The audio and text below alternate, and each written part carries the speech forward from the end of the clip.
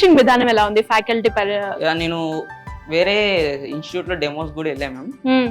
అక్కడ స్టూడెంట్స్ 100-200 మంది ఉంటారు. ఫ్యాకల్టీ ఇంటరాక్షన్ ఏమి ఉండదు, జస్ట్ వాళ్ళు చెప్పుకుంటే వెళ్ళిపోతారు. ఓకే. సో ఇక్కడ స్ట్రెంత్ తక్కువ, ఫ్యాకల్టీ వచ్చే ఇంటరాక్షన్ ఛాన్సెస్ ఉంటాయి కాబట్టి నేను. అండ్ ప్రాక్టికల్ సెషన్స్ ఎలా ఉన్నాయి? అంటే టైం పీరియడ్ అంటూ వాళ్ళు ఏమైనా మెయింటైన్ చేస్తారు? పీరియడ్ అంటే ఏం లేదు, మనకి ఇష్టం. అంటే క్లాస్ అయిపోయినాక మనకి ఇష్టం, ఎంతసేపు అన్నా మనం చేసుకోవచ్చు. అండ్ అలాగే కోడ్ జ్ఞాన్లో మీకు నచ్చిన క్వాలిటీ ఏంటి?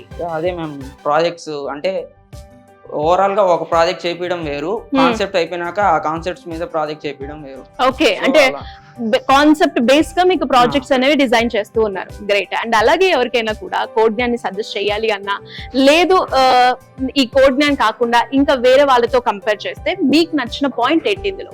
నా వల్ల ఆల్రెడీ మా ఫ్రెండ్ వేరే వాడు జాయిన్ అయ్యాడు. నైస్, ఆల్రెడీ మీరు ఒక మంచి రిఫరెన్స్ అయితే ఇచ్చారనమాట. అంటే దాన్ని బట్టి మాకు అర్థం నచ్చింది కాబట్టి తను ఉన్నాడు. గ్రేట్. ఫైనల్ గా మీ గోల్ ఏంటి? జాబ్ చేసుకోవాలి, software job. Software job. And package ఏమైనా ఉందా?